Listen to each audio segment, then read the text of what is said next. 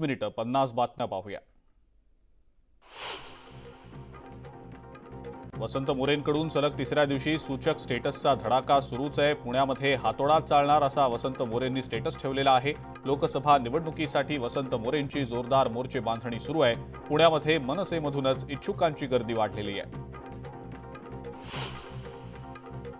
भाजपचे आमदार गोपीचंद पडळकर यांच्या नेतृत्वाखाली स्थापन करण्यात आलेल्या हिंदुस्थान शिवमल्हार क्रांती सेनेच्या शाखेचा उद्घाटन सोहळा पार पडला।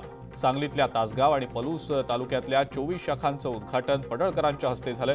यावेळेला धनगर समाजाच्या प्रश्नांवर आणि अन्यायावर आवाज उठवला जाईल अशी भावना पडळकरांनी बोलून दाखवली आहे।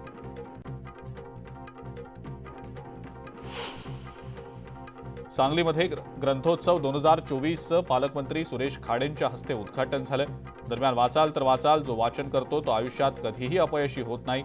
सुखदुःखात ग्रंथ नेहमी आपल्या सोबत असतात। ग्रंथांसोबत मैत्री करणं ही काळाची गरज असल्याचं पालकमंत्री सुरेश खाडे यांनी म्हटलेलं आहे।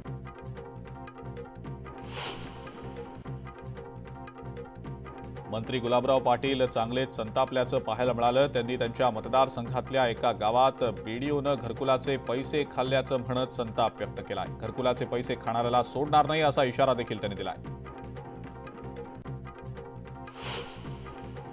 जळगावमधल्या एका कार्यक्रमामध्ये व्याख्यान ऐकताना मंत्री गुलाबराव पाटील भावूक झाल्याचं दिसलं।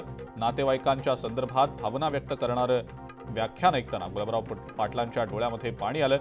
व्याख्यानादरम्यान विद्यार्थ्यांसह नागरिकांना सुद्धा अश्रू अनावर झाल्याचं दिसलंय। मुख्यमंत्री एकनाथ शिंदे यांचा आज 60वा वाढदिवस आहे आणि या निमित्तानं मुख्यमंत्री एकनाथ शिंदे यांना महाडवासियांनी व्हिडिओच्या माध्यमातून शुभेच्छा दिलेल्या आहेत। त्यावेळेला आमदार भरत गोगावले यांनी मोबाईलमधनं मुख्यमंत्र्यांना उपस्थित जनसमुदाय देखील दाखवला। जनतेचं हे प्रेम पाहून मुख्यमंत्र्यांनी सर्वांचे आभार मानले। शतायुषी व्हा, तुमच्यासारख्या व्यक्तीची समाजाला गरज आहे। राजकारणात संवेदनशीलता आणि सेवाभाव तुमच्यामुळे टिकून आहे असं म्हणत ज्येष्ठ समाजसेवक अण्णा हजारे यांनी मुख्यमंत्र्यांना वाढदिवसाच्या शुभेच्छा दिलेल्या आहेत। मुख्यमंत्री एकनाथ शिंदे यांच्या वाढदिवसाच्या निमित्तानं नीलम गोऱ्हे यांच्या वतीनं पुण्यातल्या दगडूशेठ गणपतीला 60 किलोचा मोदक अर्पण करण्यात आलाय। मुख्यमंत्र्यांच्या वाढदिवसाच्या निमित्तानं महाआरतीचं आयोजन देखील करण्यात आलंय। या सगळ्या घटनांमुळे महाराष्ट्र बदनाम होतोय, लोकांमध्ये भीती आहे। पण महत्त्वाची गोष्ट एकच आहे की उद्या जगही महाराष्ट्रात येणार नाही। अभिषेक घोसाळकरांवरच्या गोळीबाराच्या नंतर आदित्य ठाकरे यांनी ही प्रतिक्रिया दिली आहे। कल्याणचे खासदार स्वतःचा मतदारसंघ बदलणार अशी चर्चा आहे। त्यांना ठाण्यात पळून जायचंय असं भाकीत नाव न घेता आदित्य ठाकरेंनी श्रीकांत शिंदेंच्या बाबतीत केलेलं आहे। कल्याण पूर्वेकडच्या कोळशेवाडी ठाकरे गटाच्या शाखेच्या परिसरात शिवसैनिकांशी बोलताना आदित्य ठाकरेंनी हे वक्तव्य केलंय।